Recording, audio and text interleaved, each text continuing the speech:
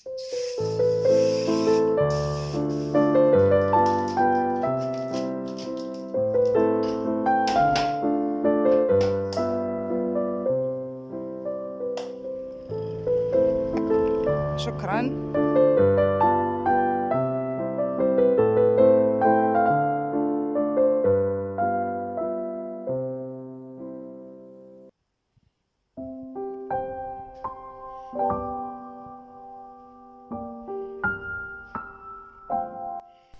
اهلا وسهلا، كي دايرين؟ لاباس عليكم؟ ان شاء الله تكونوا كلكم بخير وانتم كتشاهدوا هذا الفيديو جديد في القناه. لاول مره كيشوف قناتي ما يبخلش عليا بالاشتراك وتفعيل الجرس باش هكا يوصلكم كل جديد. اليوم ان شاء الله واخيرا غادي نحيد هذا البابي اديزيف من الكوزينه، وقلت غادي نشارك معكم. شحال هادي رجعت تقريبا من رمضان فاش درته، ما بقيتش حيدته واخا تكرفس وما كنتش واخده زعما نوعيه جيده، ولكن ما سخيتش به، واخا تقطع واخا كلشي ما سخيتش به. ولكن دابا قلت ضروري غادي نحيدو حيت غادي يوصلني واحد جديد.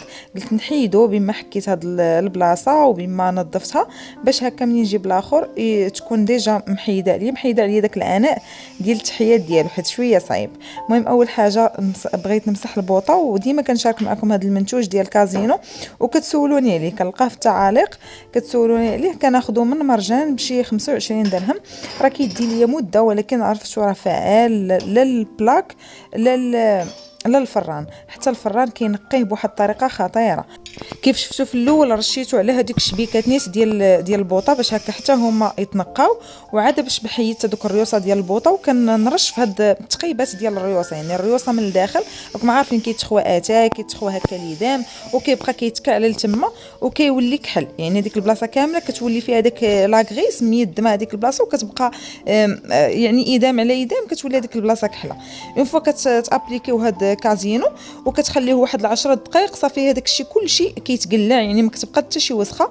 المهم ضروري كندير ليغات في ايديا باش هكا نحافظ على ايديا، حيت شويه قاصح، يعني اي برودوي هكا مجهد يعني ضروري ديروا ليغات باش هكا الا بغيتوا تحكوا. المهم انايا كيف شفتوا اني بغيت نحك البوطه راني دايره ليغات، ولكن ما كنعرفش نخدم بهم، غير حيدت البرودوي صافي حيدتهم باش هكا نخدم على خاطري. بالنسبه لهاد البلايصات هاد اللي لداخل واخا مسحتهم كيبقاو فيهم دوك التفرتيتات الصغار، انا كناخذ هاد الكوطونتيج هاد العواد ديال الودنين وكنمسح بهم مزيان هذوك الجنيبات اللي ما كتوصلش ليهم الشيفونه، كنمسح وهكا كنقي. المهم هذه واحد الفكره اللي مهم بحالي عزيز عليهم دوك تنقي البوطه من الاعماق ديال الاعماق.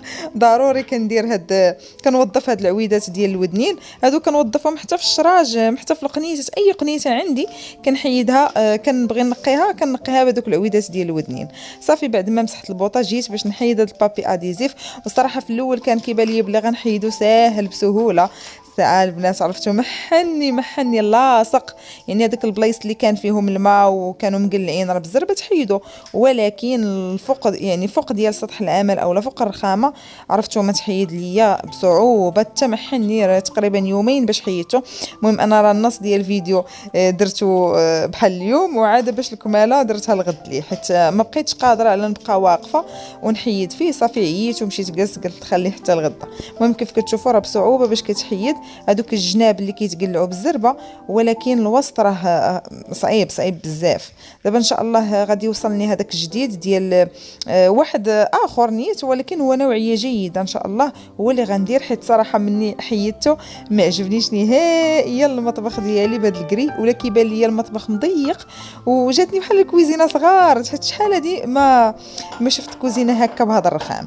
صافي كيف كتشوفوا بعد ما مسحت هاد البوطه مزيان وخليتها حتى نشفات، غسلت هذوك الريوسه حتى هما مزيان وخليتهم نشفتهم، عاد باش بديت كنرجع كل حاجه لبلاصتها.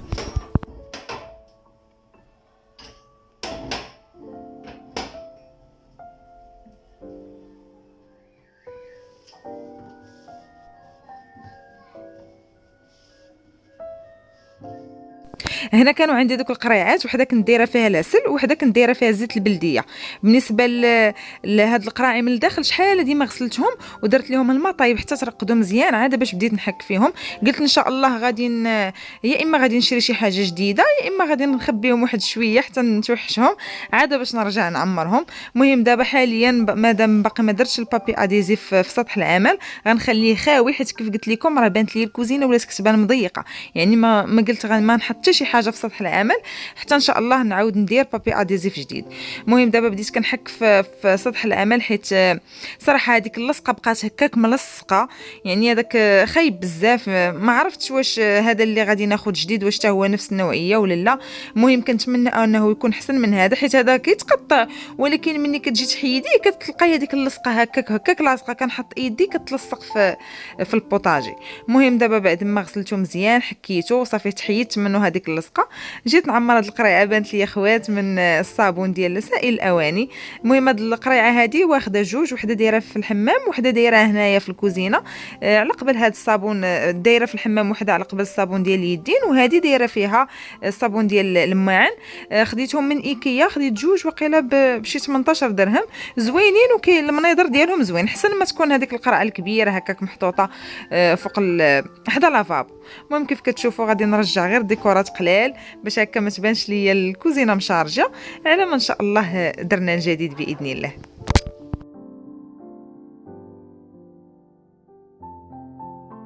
وشوفوا معايا دابا الكوزينه بعد ما حيت هذاك البابي اديزيف وخويته ولات كتبان في شكل اخر ثاني. هي صراحه الرخام زوين، ما كاين ما احسن من الرخام، ولكن هاد النوعيه ومع ان الكوزينه صغيره صراحه كتبغي الكوزينه الصغيره كتبغي الالوان فاتحه بزاف، يعني ما تبغيش هكا رخام مغلوق اولا الجالاكسي الكحال اولا، يعني من الاحسن يكونوا هادوك الالوان الفاتحه. شكرا. ودابا البنات بغيت نشارك معاكم فرحتي، والله الا فرحانه بزاف بزاف باول كوموند وصلتني من اوريفلام. هاد الشركه ديال اوريفلام اللي شحال هادي وهي كتقترح عليا، شحال من وحده كانت اقترحاتها عليا وكانت كتجيني زعما حاجه ما عرفتش، كانت كتبان لي في شي شكل زعما غادي نخدم في اوريفلام. بالحق مني درت اول كوموند ومني دخلت وشفت الجروب ديال البنات اللي انا خدامه معاهم، والله تا واحد المتعه لا مثيل لها، وزيد عليها الأثمنة الخيالية اللي صراحة فيها ما شاء الله واحد الربح مادي، وزيد عليها اش غادي نقول لكم لي كادو. المهم انا دابا فرحانه حيت هاد الفيديو الجاي او الفيديو اللي من وراه اللي غنشارك معكم واحد الكادو وصلني من اوريفلام اللي كيحمق وكنت محتاجه ليه بزاف بزاف. وصراحه غادي نخلي لكم نيميرو التليفون ديالي ولا ديال المستشاره اللي معايا، اللي بغات تدخل اوريفلام تقيد غادي تجربي حظك، غادي تدخلي غادي اصلا غادي تستمتعي وانتي معنا في الجروب، وغادي تدوزي واحد الوقيته زوينه وغتستافدي من بزاف ديال التجارب ديال البنات اللي سابقيننا، وما شاء الله واحد ليكيب لي زوينه بزاف. واخا تكوني ما قارياش واخا تكوني ما خداماش جالسه غير في الدار، عرفتي هذه راه فرصه ليك باش انك تربحي تدخلي واحد الربح مادي، تعمري جيبك بسالير من هنا لقدام، بعد ما غادي تدخلي ناس معاك وبعد ما غادي تطلعي في السلم ديالك ان شاء الله غادي تولي كتاخدي واحد السالير شهري. وزيادا على ذلك كاين لي كادو اللي زوينين كل شهر من اوريفلام، صراحه كدير دي كادو واعرين. انا فرحانه بزاف صراحه، كانت اول كوموند ليا وانا فرحانه بها. كيف شفتوا خديت هنايا بزاف ديال لي بارفان حيت هادو كانوا دي برومو واعرين فيهم في الكاتالوج ديال شهر 11. وهنايا كنوريكم الشونتيون ديال هاد البارفان، هادي او سويت واحد البارفان اللي خطيره بزاف، هادي جديده عند اوريفلام وزوينه بزاف. المهم البنات غادي نخلي لكم النيميرو التليفون ديالي في صندوق الوصف والنيميرو التليفون ديال السيده اللي معايا، الا بغيتو هكا تاخذوا فكره على اوريفلام، واخا تكونوا ما باغينش تسجلوا غير تاخذوا فكره وتشوفوا الا قدرتوا انكم تدخلوا ليكيب ديالنا. مرحبا بكم والف مرحبا.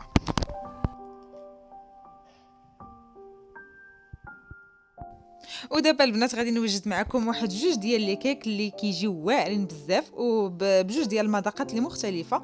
بالنسبه للمكونات عندي 4 البيضات، كاس ديال السكر سنيده، كاس ديال الزيت، كاس ديال الحليب، عندي فانيلا، نسمه ديال الزهر، 2 خميرات ديال الحلوى، 2 ساشيات ديال الكاكاو، وعندي الدقيق حسب الخليط، وعندي واحد الحامضه محكوكه، من الاحسن تكون حامضه خضراء باش هكا كتعطي لوغو هذاك المجهد ديال الحامض. اول حاجه خديت البيض كيف قلت لكم 4 البيضات بحراره المطبخ، زدت عليهم قبيصه ديال الملح لتصحيح الذوق، وزدت عليها كاس ديال السنيده وواحد الساشيه ديال الفاني. بالنسبه لهاد المكونات غادي نطربهم مزيان غير بالطراب اليدوي، ما تحتاجوش كاع الخلاط الكهربائي، غير هكا بالطراب اليدوي. من بعد كنزيدو كاس ديال الزيت.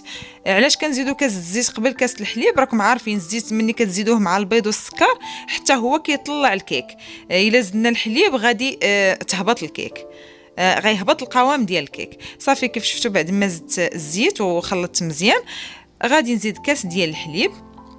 صافي بعد ما غادي نخلط هاد المكونات مزيان غادي نزيد الدقيق، تقريبا الدقيق عندي واحد 2 كيسان ونص ديال الدقيق، يعني في المجموع ديال هاد المكونات واحد 2 كيسان ديال الدقيق ونص مع 2 خميرات ديال الحلوى اللي حتى هما غادي نغربلهم مع الدقيق. صافي البنات غادي نخلط هاد المكونات مزيان عاد باش غادي نقسم الخليط على 2.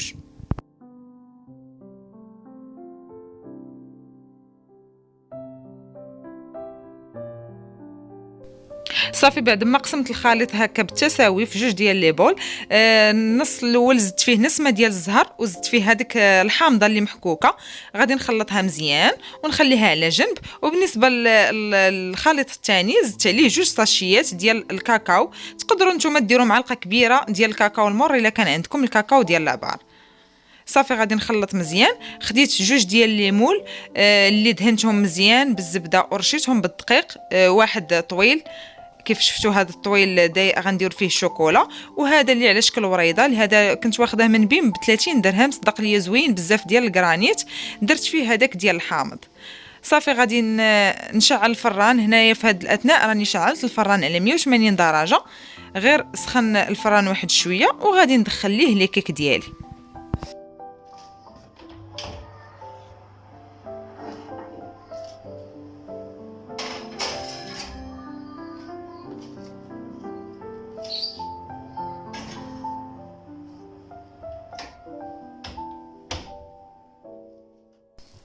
وبعد ما خرجت لي كيك ديالي من الفران، بالنسبه لهذه ديال الحامض كان عندي ديجا هذيك التعليكه اللي كنديروا وسط الصابلي، كانت عندي ديجا في الثلاجه، كنت مصايبها شحال هذه ملي كنت صايبت شويه الحلوه وبقات عندي هذه التعليكه وبنينه بزاف. غير شديتها سخنتها واحد شويه باش تذوب حيت كتكون جامده، وزينت بها هذاك الوسط ديال الكيك ديال الحامض. وبالنسبه لهذه اللي غادي ندير ليها الشوكولا، تقبتها مزيان باش هكا تشرب لي هذاك الشوكولا، وخليت الشوكولا شويه سائله. صافي ودهنتها مزيان بالشوكولا ودخلت ليها الشوكولا مزيان في دوك التقيبات. صافي غادي نزينها بشويه ديال المكسرات، وكانوا هادو هما الكيكات ديالي كيجيو زوينين بزاف ولذاذ، ما تشبعوش منهم، بجوج ديال مكونات وحدين وبجوج ديال النكهات اللي زوينين. هكا تحضروهم لضيافكم او لوليداتكم او هكا الكوتي، ولا هكا في الكوتي ديال الوليدات المدرسه. مهم كتكونوا منوعين لهم في الكيكات باش هكا ياكلوا من ديال الشوكولا ومن ديال الحامض. كانت هذه النهايه ديال لا فيديو، كنتمنى ينال اعجابكم، كنشكركم بزاف على التتبع ديالكم، خليت لكم الراحه وبسلامه عليكم.